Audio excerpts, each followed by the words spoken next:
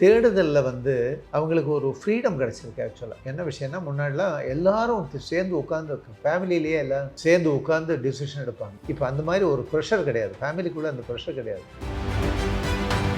பெண்கள் வந்து முடிவு எடுக்கிறதுக்கு கொஞ்சம் பயப்படுறாங்க இந்த காலச்சூழல். மாதம் 45,000 ரூபாய் இஎம்ஐ கட்டுறீங்கன்னா நீ 1,50,000 லட்சம் வாங்காமல் எப்படி குடும்பம் நடத்துறது? இன்னைக்கு எந்த விலை விற்கிறது சார்? பெண்கள் அதீதமாக ஆசைப்படுற பெண்கள்ங்கிறது இருக்காங்க, அது ஒரு 5%. ஆனால் அந்த 5% வச்சுட்டு நீங்கள் 100%யும் வந்து புகார் சொல்கிறது வந்து சரியானது கிடையாது.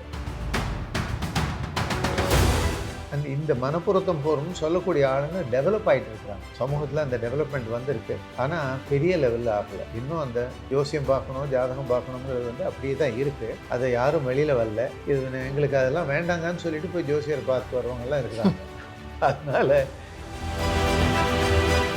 நான் வேலைக்கு போகணுமா, நான் வேலைக்கு போகக்கூடாதா அப்படிங்கிறத நான் தான் முடிவு பண்ணுவேனே தவிர புகுந்த வீட்டில் எடுக்கக்கூடாது அப்படிங்கிறதுல பெண்கள் இன்றைக்கி தீர்மானமாக இருக்காங்க. அதுதான் ரியாலிட்டி.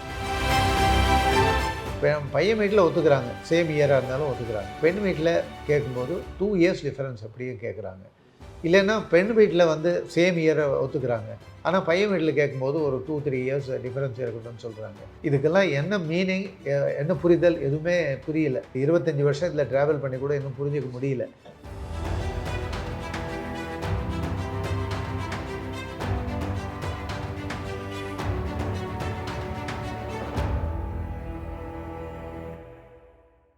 இப்போது புதிய அறிமுகம் ஆச்சி ஹோட்டல் சாம்பார் 50 கிராம் ரூபாய் 20 மட்டுமே. வணக்கம். வணக்கம் சார். வணக்கம். வணக்கம். நல்லா இருக்கீங்களா? நல்லா. இப்போ அஃப்லைட்டாக ரொம்ப லேட்டாக தான், இல்லை பையனுக்கும் சரி பெண்ணுக்கும் சரி 30 வயசு மேலே தான் சரியாக கல்யாணம் நடக்கிறது. அது ஏன் ரொம்ப லேட் ஆகுது இப்போ சமீப காலமாக சொல்கிறேன்? அதாவது அந்த சூழ்நிலைக்கு தான் காரணமே தவிர எல்லா கல்யாணங்களும் 30 வயசுக்கு மேலே நடக்கலை. சில இடங்களில் இந்த குடும்ப பொறுப்பு சம்மந்தமாக கொஞ்சம் லேட் பண்ணலாம், இல்லை படிப்பு சம்மந்தமாக கொஞ்சம் லேட் பண்ணலாம், இல்லை சில அன்வான்ட் யோசனைகள் மூலமாக சில இடங்களில் லேட் பண்ணலாம், பெண்ணோ பையனோ. ஆனால் எல்லா கல்யாணமும் வந்து அப்படிலாம் ஆறுதில்லை. 26லேருந்து 28 வயசுக்குள்ள ஒரு பெண்ணுக்கு, 28லேருந்து 30 வயசுக்குள்ள ஒரு பையனுக்கு இந்த கல்யாணம் டெஃபினட்டாக எங்கேயோ ஏதோ ஒரு இடத்துல ஆகிடுது, ஆகாமலாம் இல்லை.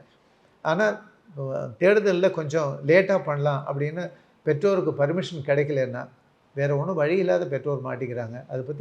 அது வந்து தப்பு ரைட்டுன்னு சொல்கிறதுக்கான ரைட்ஸ் யாருக்குமே கிடையாது.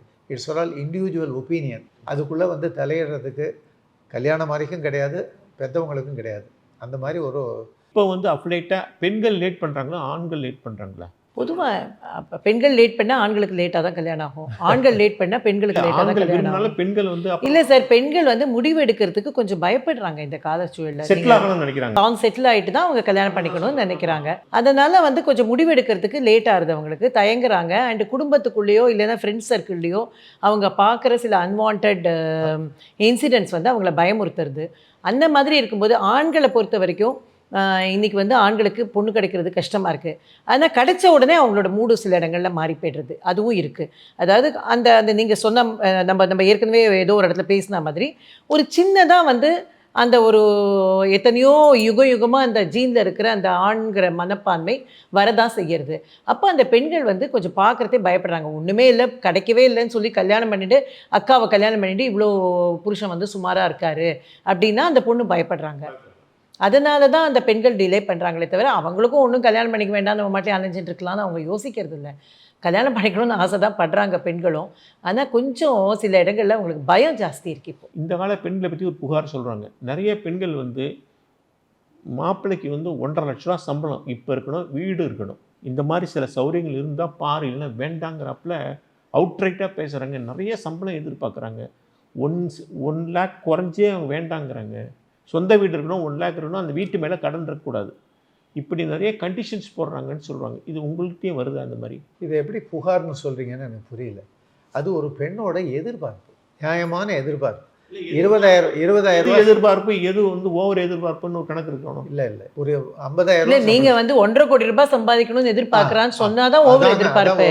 இன்னைக்கு நீங்கள் வந்து நாளைக்கு குழந்தை பிறக்கிறது ஒரே ஒரு பவுன்ல காதுக்கு தோடு வாங்கணும், 1,50,000 ரூபாய் வேணும், ப்ளஸ் பேலன்ஸ் எல்லாம் சொல்கிறாங்களா, அதனால தான் சொல்கிறேன் சார். இல்லை இதெல்லாம் வந்து காமன். அது நீங்கள் சொல்கிறதெல்லாம் காமன். ஒரு பெண் வந்து நான் இன்னி வரைக்கும் கஷ்டப்பட்டாச்சு, நாளையிலேருந்து சௌரியமாக இருக்கணும், எனக்கு ஒரு 1,00,000 சம்பளம், அவனுக்கு ஒரு 1,00,000 சம்பளம், வரக்கூடிய பையனுக்கு ஒரு 1,00,000 சம்பளம், அது ரெண்டும் சேர்த்தா எனக்கு எங்களுக்கு 2 குழந்தைங்க பிறந்தா அவங்களோட எஜுகேஷனை பார்த்துக்க முடியும், அவங்க வெல்ஃபேர் பார்த்துக்க முடியும்.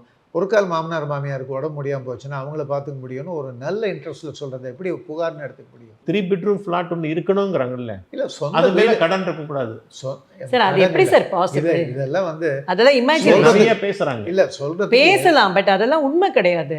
எப்படி இருக்க முடியும்? 25 வருஷம் கடன் வாங்கி நம்ம ஒரு வீடு வாங்கியிருக்கோம்னா கடன் இல்லாமல் எப்படி இருக்க முடியும்? 3 பெட்ரூம் ஃப்ளாட் சேர்த்து வச்சா என்ன தாத்தாவோ அப்பாவோ வாங்கி கொடுத்தா தான் இருக்க முடியும். அப்படிலாம் யோசிக்கிறாங்களா? அந்த இஎம்ஐ கட்டுறதுக்கான தகுதி அவனுக்கு இருக்கணும்னு யோசிக்கிறாங்க.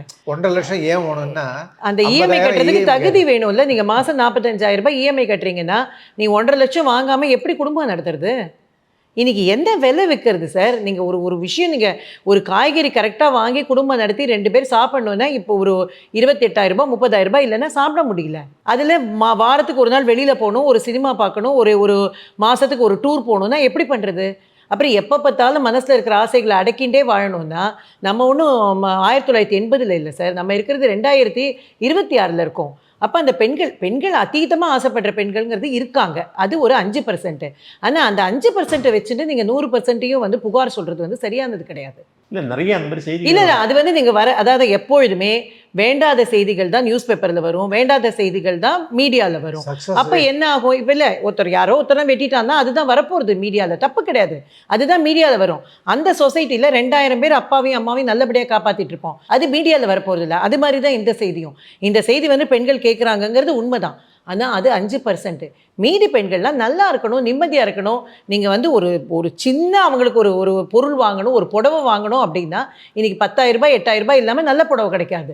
அப்படி இருக்கும்பொழுது மார்க்கெட் ரேட் என்னமா இருக்குது அதை தெரிஞ்சுக்காமல் 1 லட்ச ரூபாய் இருந்தால் தான் கல்யாணம் பண்ணிப்பாங்க பொண்கள்னு சொன்னால் நியாயம். 1 லட்ச ரூபாய் இருந்தால் போராது சார், குடும்பத்துக்கு போராது. உங்கே இருந்துட்டாங்க பாருங்க. இல்லை நிஜமாவே சொல்கிறேன், நான் ஐம் வெரி என்ன பொங்கி இல்லை நிஜமாவே போராது சார். குடும்பம் நடத்த போராது. நாளைக்கு அந்த குழந்தை பிறக்கிறது, ஒரு காது குத்தணும், ஒரு பவுனுக்கு நகை வாங்கணும்னா ஒரு பவுன் நகை வாங்குறதுக்கு 2 லட்ச ரூபாய் வேணும். எங்கே போய் நிற்பாங்க? பிறந்த வீட்டுக்கு போயிட்டு நிற்பாங்களா? 1 லட்ச ரூபாய் எழுதி விட்டாங்க. இல்லை 1.25 லட்ச ரூபாய்மா, நான் இன்னும் 1 வருஷம் கழிச்சு சொல்கிறேன். பிறந்த வீட்டில் போய் நிற்பாங்களா? இல்லை பிறந்த வீடு தான் சரி இனிமேல் எதாக இருந்தாலும் நான் பண்ணுறேன்னு வருவாங்களா? கல்யாணம் வரைக்கும் தான் பிறந்த வீட்டில் பார்த்துப்பாங்க.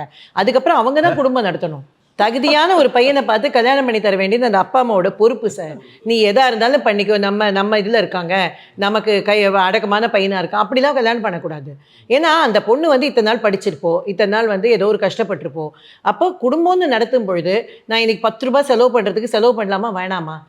என்னோடய ஜிபே பண்ணுறதுக்கு என்கிட்ட பணம் இருக்கா இல்லையா? என்கிட்ட மொத்தமே 2,000 ரூபாய் தான் இருக்குது, நான் மெடிசன் வாங்கலாமா வாங்க வேண்டாம், இப்படி யோசிக்கிற நிலையில் ஒரு பொண்ணை கொண்டு தள்ளினீங்கன்னா அதுக்கு எதுக்கு கல்யாணம்? ஸோ இப்போ கேஸ்ட் நோ பார் அப்படிங்கிறது இப்போ ஜாஸ்தி வந்துருச்சு. அப்போ முன்னாடி மாதிரி இப்போ சேம் கேஸ்ட் இதே சப்செக்ட் எல்லாம் ஒன்றா இருக்கணும்னு ஒரு காலம் இருந்தது. இப்போ கேஸ்ட் நோ பார் அப்படிங்கிற காலம் வந்து ஜாஸ்தி ஆகிடுச்சு. இப்போ இந்த தேடுதலில் வந்து அவங்களுக்கு ஒரு ஃப்ரீடம் கிடச்சிருக்கு. ஆக்சுவலாக என்ன விஷயம்னா, முன்னாடிலாம் எல்லாரும் சேர்ந்து உட்காந்து ஃபேமிலியிலேயே எல்லாம் சேர்ந்து உட்காந்து டிசிஷன் எடுப்பாங்க. இப்போ அந்த மாதிரி ஒரு ப்ரெஷர் கிடையாது, ஃபேமிலிக்குள்ளே அந்த ப்ரெஷர் கிடையாது. ஸோ எவ்ரி ஃபேமிலிக்கு அவங்களுக்கு வந்து ஒரு சின்ன ஃப்ரீடம் கிடச்சிருக்கு. அதனால சரி ரைட் ஓகே, கல்யாணத்தை தான் ஃபோக்கஸ் பண்ணணுமே தவிர கண்டிஷன்ஸை ஃபோக்கஸ் பண்ணக்கூடாது அப்படின்னு யோஜனை பண்ணக்கூடிய ஃபேமிலியில் இதெல்லாம் ரியாலிட்டிக்கு வந்திருக்குங்கிறது உண்மை. அவ்வளோதான், வேறு ஒன்றுமே இல்லை. முன்னாடி வேலைக்கு போகும் பெண்களானால் பெட்டர், இல்லைனாலும் பரவாயில்லை அப்படின்னு ஒரு காலம் இருந்தது. இப்போ வேலைக்கு போய் தான் ஆகணும், வேலைக்கு நிச்சயம் பெண் போகணும் அப்படிங்கிற ஒரு காலம் வந்துருச்சா? இப்போ அந்த முடிவு வந்து ஆண்கள் எடுக்கக்கூடாதுங்கிறதுல பெண்கள் தீர்மானமாக இருக்காங்க. நான் வேலைக்கு போகணுமா, நான் வேலைக்கு போகக்கூடாதா அப்படிங்கிறத நான் தான் முடிவு பண்ணுவேனே தவிர புகுந்த வீட்டில் எடுக்கக்கூடாது அப்படிங்கிறதுல பெண்கள் இன்றைக்கி தீர்மானமாக இருக்காங்க. அதுதான் ரியாலிட்டி. இப்போ நம்ம வீடுகளிலே நம்ம குழந்தைங்களை படிக்க வைக்கும் பொழுது பையனும் பொண்ணும் 2 பேரை படிக்க வைக்கிறோன்னா இது பொண்ணு தானே கொஞ்சம் குறைவாக படித்தா போகிறோம் அப்படின்னு நினைக்கிற காலம் மாறி போயிடுது இல்லையா? இன்றைக்கி பொண்ணாக இருந்தாலும் பையனாக இருந்தாலும் ஒரே செலவு பண்ணி அவங்க மெடிசன் படிக்கணுமோ, இன்ஜினியரிங் படிக்கணுமோ, வேறு என்ன படிக்கணுமோ அவங்கள நம்ம படிக்க வைக்கிறோம். அந்த மாதிரி படிக்க வைத்த பிறகு அவங்க வேலைக்கு போகணுமா போக வேண்டாமாங்கிற முடிவை இன்னொருத்தர் எடுப்பாங்க அப்படிங்கிறதுக்கு அந்த பெண்கள் ஒப்புதல் கொடுக்கறது கிடையாது. ஆனால் பெண்கள் இன்னைக்கு ஆனால் என்ன ஒரு விஷயம் நல்லது, ஆண் மட்டுமே பாரத்தை சுமக்க முடியுமா? அதான் சுமக்க முடியாது. அதனால தான் சொல்கிறேன், பெண்கள் வேலைக்கு தான் போகணும்னு தான் விரும்புகிறாங்க. ஆனால் நடுவில் ஒரு 3-4 இயர்ஸ் பிரேக் எடுக்கணும், குழந்தைகளை பார்த்துக்கணும் அப்படின்லாம் இருந்தால் பெண்கள் இன்னும் ஃப்ளெக்சிபிளாக இருக்காங்க உண்மையிலேயே. இப்போ நீங்கள் அமெரிக்காவில் மாதிரி போனோன்னா ஆணும் பெண்ணும் ஹோம் ஹஸ்பண்ட் ஹோம் ஒய்ஃபாக இருக்காங்க. அவங்க ஹஸ்பண்டும், அதாவது பெண்ணு ரொம்ப நிறைய படிச்சுட்டாங்க, அந்த பெண்ணோட சம்பளம் வந்து $300,000, எனக்கு $100,000 தான், நான் 5 வருஷம் பிரேக் எடுத்துக்கிறேன், அவங்க வேலைக்கு போட்டுங்கிறத ஒரு ஸ்டிக்மாவாக அங்கே பார்க்கறது கிடையாது. அது வந்து நல்லாவே போயிட்டுருக்கு. அது இங்கே கொஞ்சம் கொஞ்சமாக நமக்கும் வர ஆரம்பிக்கிறது. ஆனால் இங்கே இன்னும் அது ஃபுல்லாக வராது, கொஞ்சம் ரொம்பவே டைம் ஆகும். அந்த மாதிரி இருக்கிற பொழுது ஒரு 3 இயர்ஸ் யாரும் குழந்தைய பார்த்துக்கிறதுக்கு சரியான ஆள் இல்லை, நம்ம ஒரு 3 இயர்ஸ் பிரேக் எடுத்துகிட்டு பண்ணலாம் அப்படிங்கிறது அந்த ஃப்ளெக்சிபிலிட்டி பெண்கள்கிட்ட இருக்குது. அதனால் பெண்கள் வந்து பெரும்பாலும் இன்றைக்கி பெண்கள் தாங்க வேலைக்கு போகணுன்னு தான் விரும்புகிறாங்க. அவங்க வேலைக்கு போனால் நல்லதுன்னு தான் ஆண்களும் விரும்புகிறாங்க. ஹைலி குவாலிஃபைடு பெண்கள் இருக்காங்களே, எம்ஏ, எம்ஃபில், எம்எஸ் அப்படின்னு ரொம்ப குவாலிஃபைடு ஆகிறாங்க. 28, 30 வயசுக்குள்ளே ஏகப்பட்டது படிச்சுறாங்க.